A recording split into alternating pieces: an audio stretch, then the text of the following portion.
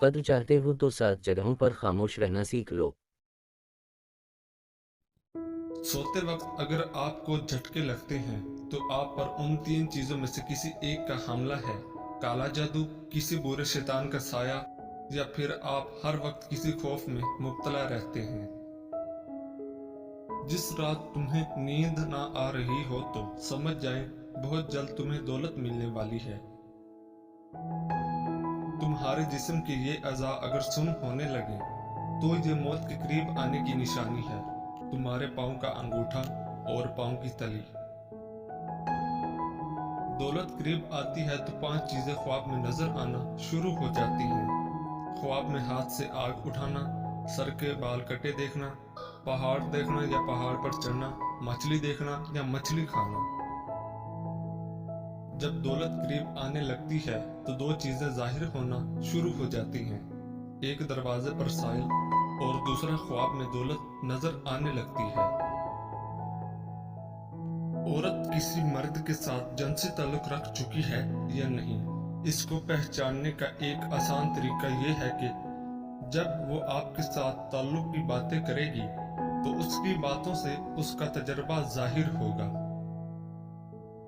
ہمیشہ وہی کام کرو جو تمہیں کرنا چاہیے، نہ کہ وہ کام جسے کرنے کو دل چاہے۔ 3 چیزیں کھانے سے جسم کی طاقت میں اضافہ ہوتا ہے: گوشت، چنے اور کھجور۔ جسم کی ایک جگہ پر درد اٹھنا شروع ہو جائے تو سمجھ جاؤ تمہیں کوئی شدت سے یاد کر رہا ہے، اور وہ ہے گردن کی پچھلی جانب۔ جو عورت 3 حرکتیں کر رہی ہو اس سے شادی کر لیں، ایسی عورت کے مقدر میں بے بہا دولت ہوتی ہے۔ نمبر 1، نگاہیں نیچی رکھتی ہو۔ نمبر 2، کم بولتی ہو۔ نمبر 3، حسن اخلاق رکھتی ہو۔ دولت عورت کے پیچھے آتی ہے۔ دولت مند ہونا چاہتے ہو تو عورت کی قسمت کو اپنے اوپر اوڑھ لو، یعنی اس کی حیا اور اس کی پارسائی اوڑھ لو، تو عورت کا رخ آپ کی طرف ہوگا۔ مرد کی 4 چیزیں ایسی ہیں جو عورت کو اپنی طرف ایسے کھینچتی ہیں جیسے آگ لکڑی کو: اول، حسن اخلاق، دوم، طاقتور بدن، 3، بدن پر بال، 4، سنجیدہ مزاجی۔ ایسی عورت سے ہمیشہ فاصلہ رکھو جس کی 2 چیزیں ظاہر ہو رہی ہوں۔ نمبر 1، لباس میں عورت کا بدن ظاہر ہو رہا ہو۔ نمبر 2، بولتے وقت اس کی بد اخلاقی ظاہر ہو رہی ہو۔ ایک بار حضور پاک صلی اللہ علیہ وآلہ وسلم حضرت عائشہ صدیقہ کے گھر میں آرام فرما رہے تھے۔ اس دن نبی کریم بہت خوش تھے، بہت خوشگوار موڈ میں تھے، بڑی بشاش سی طبیعت تھی۔ حضرت عائشہ صدیقہ جب آپ کے پاس تشریف لائیں تو آپ صلی اللہ علیہ وآلہ وسلم نے مسکرا کر فرمایا: اے عائشہ، مانگو جو آج مانگنا ہے۔ جب حضرت عائشہ صدیقہ نے دیکھا کہ آقا کریم بہت خوش ہیں، آج مانگو تو کیا مانگو؟ اب آپ سوچ میں پڑ گئی کہ یہ مانگو تو یہ چھوٹتا ہے، یہ مانگو تو یہ چھوٹتا ہے، کچھ ایسا مانگو کہ جس میں سب آ جائے۔ اب اسی سوچ میں گم ہو گئی مگر نتیجہ نہ نکال پائی، تو پھر انہوں نے کہا کہ یا رسول اللہ، کیا مجھے اس بات کی اجازت ہے کہ میں کسی سے مشورہ کر لوں؟ تو آپ صلی اللہ علیہ وآلہ وسلم نے کہا: عائشہ، کس سے مشورہ کرو گی؟ تو فرمایا: یا رسول اللہ، اپنے والد گرامی سے۔ تو آپ مسکرائے اور فرمایا: اگر آپ میرے یار سے ہی مشورہ کرنا چاہتی ہو تو جاؤ کر لو۔ حضرت عائشہ دوڑتی ہوئی اپنے والد محترم حضرت صدیق اکبر کے پاس آئی اور کہا: ابا جان، آج نبی بہت خوش ہیں۔ اور انہوں نے فرمایا کہ اے عائشہ، آج مانگو جو مانگنا ہے، میری سمجھ میں نہیں آتا کہ کیا مانگو۔ حضرت صدیق اکبر بھی بہت خوش ہوئے، فرمانے لگے: بیٹی، اگر ایسا ہے تو سنو، اگر تم مجھ سے مشورہ لیتی ہو تو آقا سے یہی ایک چیز مانگ لو۔ پیارے نبی سے کہو کہ جب آپ معراج کی شب رب سے ملے تھے تو جو خاص ملاقات ہوئی تھی، تو اس خاص ملاقات میں کچھ خاص باتیں بھی ہوئی تھیں۔ ان خاص باتوں میں سے کوئی ایک خاص بات ہی بتا دیجیے، وہ راز جو صرف آپ اور رب جانتا ہے۔ تو حضرت عائشہ صدیقہ دوڑتی ہوئی آئیں۔ نبی کریم نے حضرت عائشہ صدیقہ کو آتے دیکھا تو فرمایا: عائشہ، پوچھ آئی ہو، کیا فرمایا میرے یار غار نے؟ کہنے لگی: جی ہاں، پوچھ آئی ہوں۔ یا رسول اللہ بس وہ جو آپ معراج پر گئے تھے تو اللہ سے جو خاص ملاقات ہوئی تھی، اس خاص ملاقات میں کچھ خاص باتیں بھی ہوئی تھیں، تو ان خاص باتوں میں سے کوئی ایک خاص بات ہی بتا دیں۔ آقا کریم مسکرائے اور فرمایا، میرے یار غار نے پوچھا بھی تو کیا پوچھا؟ فرمانے لگے، عائشہ یہ راز کی بات ہے، لیکن میں وعدہ کر چکا ہوں، اس لیے ان باتوں میں سے ایک بات میں تمہیں بتا دیتا ہوں۔ تمام جہانوں کے رب نے مجھ سے فرمایا کہ جو شخص ٹوٹے ہوئے دلوں کو جوڑ دے گا اس کو جنت میں بھیجنا مجھ پر لازم ہو جائے گا۔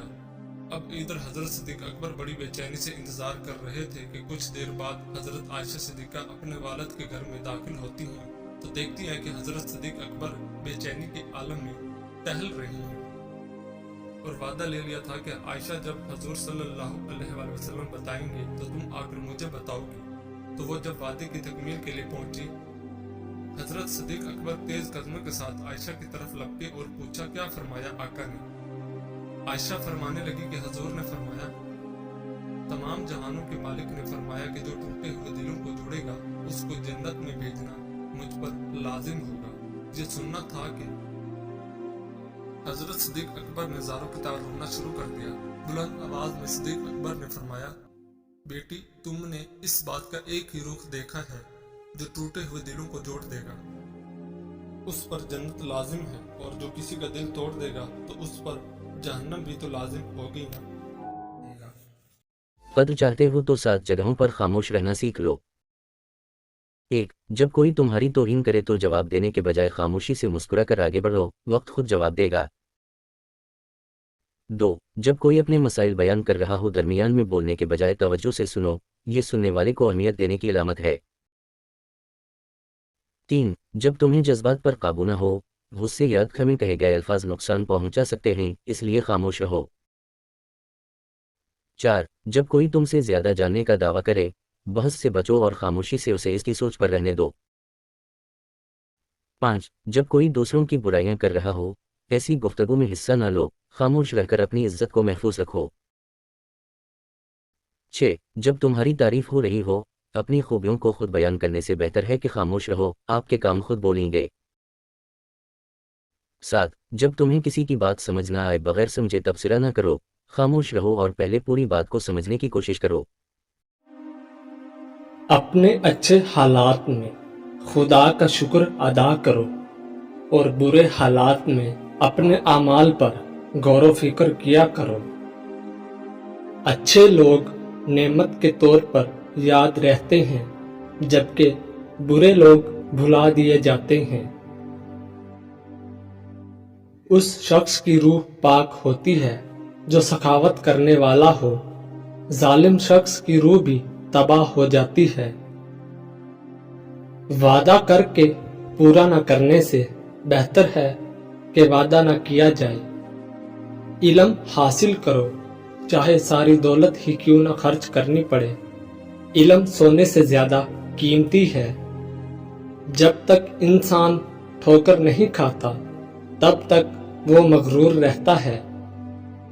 کم بولنا حکمت ہے، بے وقوف خاموش رہے تو عقل مند ہی سمجھا جاتا ہے۔ دوسروں کی خوشی کے لیے اپنے غم چھپانا بھی ایک بڑی نیکی ہے۔ مشکل میں کبھی کسی بزدل سے مشورہ نہ کرنا، وہ تمہارا حوصلہ مزید ختم کر دے گا۔ لوگوں کی اذیت سے بچنا چاہتے ہو تو اپنی خوشی کی وجہ کسی کو نہ بتائیں۔ زبان کو ہمیشہ قیدی بنا کر رکھو، فائدے میں رہو گے۔